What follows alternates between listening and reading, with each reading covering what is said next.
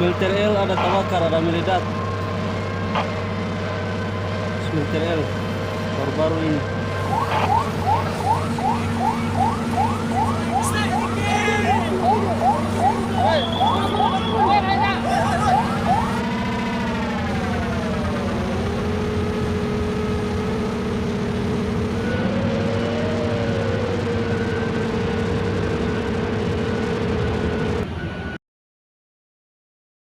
Korban tersebut 5 luka ringan dan 2 lagi luka berat, dan saat ini juga sudah dievakuasi ke Rumah Sakit Hasan Basuri Ternate, dan yang rencananya akan dirujuk lagi ke Rumah Sakit ke Jakarta.